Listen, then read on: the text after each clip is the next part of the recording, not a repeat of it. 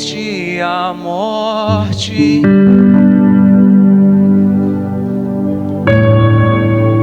A tumba vazia agora está. O céu te adora, proclama tua glória, pois ressuscitaste, viva está. És invencível, inigualável, hoje pra sempre reinará. Teu é o reino, tua é a glória, pois ressuscitaste, viva Quem está comigo aí, diga.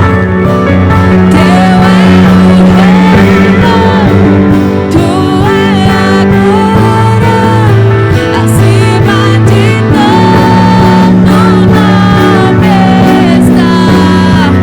Poderoso esse nome é, poderoso esse nome é, o nome de Jesus, meu rei.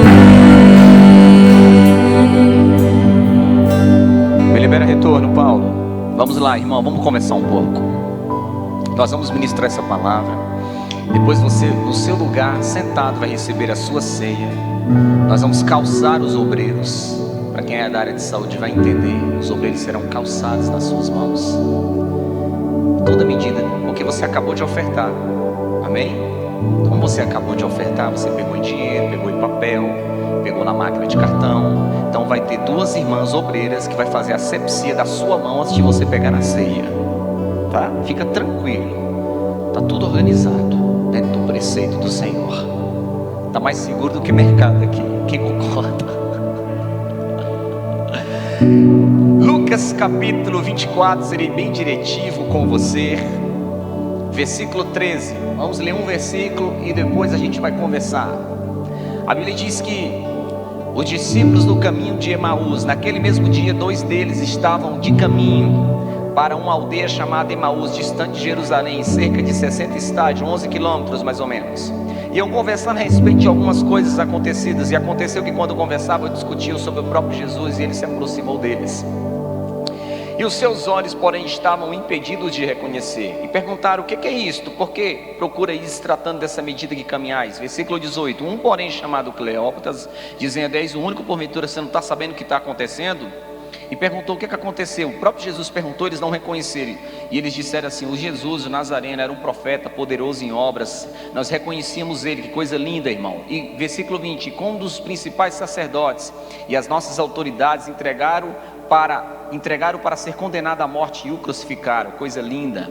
Ora, nós esperávamos que fosse que havia redimir a Israel ao terceiro dia, mas as coisas não sucederam. Ou seja, aqui perderam a esperança de algo que esperavam, irmão. Em verdade que algumas mulheres estiveram conosco de madrugada e acharam o corpo de Jesus, dizendo que deram uma visão que os anjos, os quais afirmaram que eles estavam vivos. De fato, alguns dos nossos foram ao sepulcro e verificaram a exatidão dos que disseram as mulheres, mas não viram.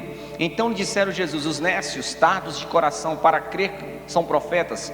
Versículo 26. Porventura não convinha que o Jesus Cristo padecesse e entrar na glória? E começando a Moisés a discorrer sobre os profetas, ali eles começaram a ter uma discussão, irmão, bíblica. Quando se aproximaram da aldeia para ir, eles fizeram menção adiante. Eles fizeram menção a passar adiante, mas eles o constrangeram, dizendo: fica com a gente. Chamaram o próprio Jesus para ficar com eles, e entrou para ficar com eles. E aconteceu que quando estavam à mesa tomando o pão, abençoou e partiu e deu, e abriram os olhos e reconheceram ele, mas desapareceu da presença dele. Olha para mim, pastor, o senhor está sendo bem rápido, eu preciso de ser, irmão, porque a palavra está aqui, ó. Não tira o olho daqui não. Você que está em casa, você que está me assistindo, preste atenção. Nós estamos vivendo uma palavra hoje, a nossa primeira Santa Ceia do dia. E eu não poderia deixar de falar hoje sobre esses dois homens que saem de Jerusalém. Eles chegam em Jerusalém e a Bíblia não contextualiza isso, mas aqui Pela lógica, já fazia 3 dias que Jesus Cristo havia morrido, porque eles mesmos declaram que havia a revelação da mulher. A mulher diz que as mulheres já tinham visto a ressurreição dele, mas a gente ficou meio incrédulo em relação a isso. E esse momento de incredulidade, irmão, muitas vezes não é algo ruim. Pastor, você é doido, agora só está pisando na bola. Não, porque isso equivale ao nosso lado sentimental, isso equivale ao nosso lado humano que eu e você somos. Então tudo que está correlacionado a ser humano, a estar humano, a ser como nós somos, isso também equivale ao que nós somos em Cristo Jesus. Deus não chamou você para ser Deus, Deus chamou você para ser você. Ele não criou você para ser Deus, Ele criou você para ser você quem você é. Porque se fosse para criar você para ser Deus, você nem aqui estava. Ele, sabendo que você é você, Ele criou você para ser você, sabendo da sua insignificância, das suas debilidades, de quem você é. E por isso que Ele nos deixou esse período de Santa Ceia, para quê? Para trazer entendimento, trazer esperança ao nosso coração. Aqui diz claramente que eles enumeram as qualidades de Jesus. Olha, ele era o profeta, ele era o cara bom, ele era um cara que gerava palavra na cidade. A gente reconhecia ele como Senhor, a gente reconhecia ele, que ele era o Salvador, e a nossa esperança estava fundamentada nele. Mas aqui eu vejo algo, a esperança não estava fundamentada nele, a esperança estava fundamentada no que ele fazia. Quando ele morreu, a esperança se acabou. E é exatamente isso, com algumas obras da nossa vida, quando elas acabam, a nossa esperança não pode morrer por aquilo que acabou, a nossa esperança tem que ser ressuscitada por aquilo que a gente pode começar de novo. Escute, o meu celular, em 2002, eu tinha um Motorola. Olha a propaganda. Vai que alguém vai assistir no YouTube aí da empresa Motorola, vai me chamar para fazer um comercial. Aí eu já construo a igreja toda aqui, compro essas casas aqui, faço um negócio aqui bom para as crianças. E eu tinha um Motorola em 2002, era o melhor celular da época. Eu trabalhava de representação e tinha um celular. Mas aí o que aconteceu? Um dia esse celular caiu, a ponta dele, pá! E ali eu falei, meu Deus, o celular caro, eu tive que comprar um outro. Minha esperança se perdeu naquilo. Mas se passou aí o que? 2002, 18 anos. Hoje eu tenho um iPhone. Se a minha esperança tivesse ficado naquilo, eu não tinha entendido que hoje um iPhone é muito melhor do que aquele Motorola, naquele aparelho simples daquela época. Pastor, por que você está querendo dizer? Porque aqui a esperança deles estava fundamentada no que Jesus fazia, não no que Jesus era. Porque se a esperança deles estivesse fundamentada no que Jesus era, eles tinham reconhecido Jesus na hora que Jesus entrou no caminho deles. Deixa eu te falar, ontem à noite eu estava indo pregar, e eu fiz uma chamada para o meu pai no meu carro, pastora Lu, e eu falei para o meu pai, eu falei assim, quando Deus quer te encontrar, Ele te acha. Às vezes você corre de um lado para o outro, querendo ouvir a voz de Deus, sobe em monte, corre em monte, vai isso, vai aquilo, põe a mão na minha cabeça, isso e aquilo. Por isso que a gente tem que ter muita propriedade quando Deus quer usar a gente para falar, porque a gente não pode usar as nossas emoções para falar às pessoas. Irmão, se eu fosse pregar aqui, eu ia pregar emocionado. As emoções, mas nós temos que também usar um pouco a razão, a emoção, o cérebro e o coração para tentar trabalhar a palavra com inteligência para você, para fazer você entender que o tempo que nós estamos vivendo, alguns podem perder a esperança, mas a esperança ela não está solidificada no que nós estamos vivendo agora. Nós temos que crer. Posso crer no amanhã. Eu vou falar de novo, que eu acho que os irmãos ainda estão dormindo. Posso crer no amanhã, porque Ele vive. Quando esses homens encontram Jesus, se eles estivessem cantando, porque Ele vive, posso crer no amanhã, eles tinham reconhecido Jesus. Mas a enorme dificuldade que eles vinham passando, a decepção era tão grande que eles não conseguiram discernir quem era Jesus. E no momento da nossa dificuldade, seja profissional, seja sentimental, conjugal, nós não conseguimos muitas vezes discernir Jesus, e também não conseguimos discernir quem a gente ama. Que a gente está tão sobrecarregado de tantas coisas, que a gente não consegue receber o apoio e o carinho de quem está do nosso lado, porque os problemas nos cegam, a dificuldade nos cega, a preocupação nos cega. Alô, tem algum humano aqui? Posso ouvir um amém quem está em casa, quem está aqui? Alô? Evidente. Não adianta eu colocar o terno cheiroso, bonito, Armani, que eu ganhei do Sabino, vai que cola, e aí chegar aqui, colocar um terno e dar um sorriso para você que está em casa assistindo, ou você que está aqui na igreja, e dizer, que nós não passamos por isso? Mentira! Hipocrisia, pastor, mas isso não dá ibope. As pessoas têm que ver uma pessoa forte. Não, as pessoas têm que ver uma pessoa humana.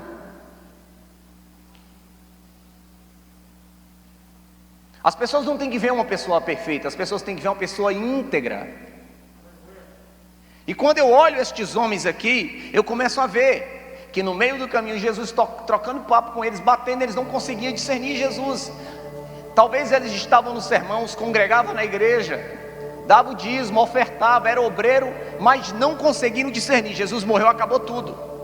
Mas você não está entendendo que a morte de Jesus não é para que ele morra, é para matar você, para fazer, revelar o que está dentro de você. Porque eu vou, mas o Consolador fica. Se Jesus não vai, o Consolador não revela. Então, ou seja, aqueles homens precisavam de um batismo de discernimento para entender Jesus. O ministério de Jesus se compreendeu a 33 anos de idade, morreu com 33 anos de idade, mas cumpriu tudo que tinha de cumprir. Você pode morrer com 10 anos de idade, mas cumpriu tudo que tinha que cumprir? Não, então você não cumpriu o propósito. O que eu quero dizer para você nesse exato momento é que só há uma maneira dos seus olhos abrir, é quando você está em comunhão com Cristo na Santa Ceia do Senhor. É quando chega na entrada do Gama, né? Trazendo a palavra aí para Emaús, mas foi em Emaús. Jesus vai seguindo e Jesus deixa rolar. Aí os caras falam, não, está muito tarde, vem ficar com a gente aqui hoje. Ou, meu Deus do céu, no dia que eu for no céu eu quero encontrar esses dois caras. Falar, cara, você foi 45 minutos do segundo tempo, Felipe, 1 a 1, Vini. Cara, 1 a 1, os caras vinham no caminho fazendo tudo errado, mas quando chegaram no final, mas não, está ficando tarde, vem para cá. E Jesus falou, ainda tem um pouco de mim dentro dele. Então você que está me assistindo, e você que está afastado da igreja, você que um dia pisou na igreja em algum lugar, deixa eu te falar uma coisa, é só uma questão de tempo, porque você já experimentou o poder de Deus, você já experimentou a presença de Jesus. Você pode não estar vendo Ele por conta do pecado, por conta do embaraço que cegou os seus olhos, por conta da dificuldade, da decepção que você teve com a igreja, com A, com B, com C, mas em algum momento é só você falar assim, Jesus vai falar assim, sempre estou te olhando, meu filho, sempre estou te acompanhando. Você pode não estar na igreja, mas eu estou esperando uma oportunidade, porque eu vou para a tua casa e vou cear contigo. Só foi ó. E aí Jesus entra aonde? Está na Bíblia. E entrou para ficar com eles. Meu Deus, a melhor parte da palavra. E entrou para ficar com eles. E aconteceu que quando estavam à mesa, tomando ele o pão, o abençoou, e tendo partido lhe deu. E então, versículo 31, abriu os olhos e reconheceu. Acabou. É na comunhão que nós somos curados. É no relacionamento com Jesus que nós somos curados. É quando você chama Ele para dentro da sua casa. Ele não vai invadir a sua casa. É quando você fala assim, vem ficar comigo hoje. A mesa está posta. Você que está me assistindo na sua casa, a mesa está colocada. Vem cear. Vem partir o pão. Pastor, o que eu ganho com isso? Seus olhos vão abrir e você vai começar a ver Jesus diferente na tua vida. Os problemas vão acabar? Não, pastor, eu sei, mas e aí, pastor? E aí que você vai ter 3 coisas depois que os seus olhos abrirem. A Bíblia diz em João capítulo 15 versículo 6, João capítulo 14 versículo 6, conhecereis a verdade e a verdade vos libertará. E a Bíblia diz também, Jesus é o caminho, a verdade e a vida. Ou seja, caminho, direção, verdade, a resposta que você espera, e vida, a segurança que você precisa. Quando você chama Ele para partir o pão com você, você começa a ter direção na sua caminhada.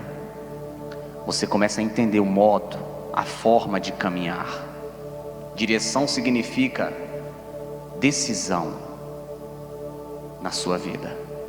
Verdade significa resposta. As dúvidas que você tem está Aonde você procura está em Jesus. As respostas que você precisa estão nele.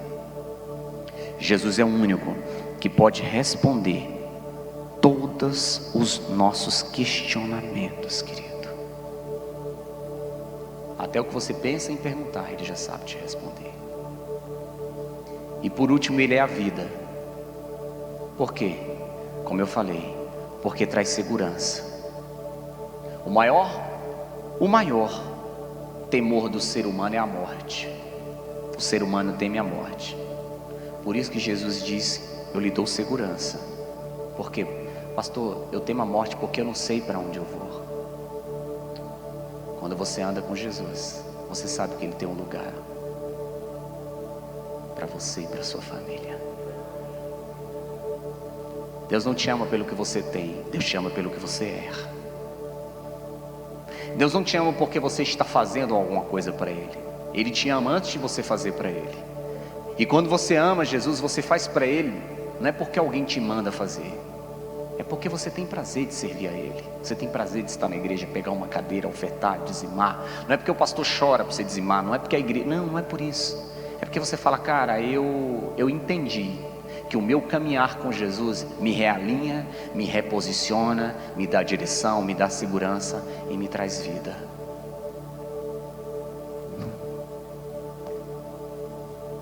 Quero orar por você que vai participar da ceia hoje. Mais 2 horas para mim seria pouco hoje para pregar para você.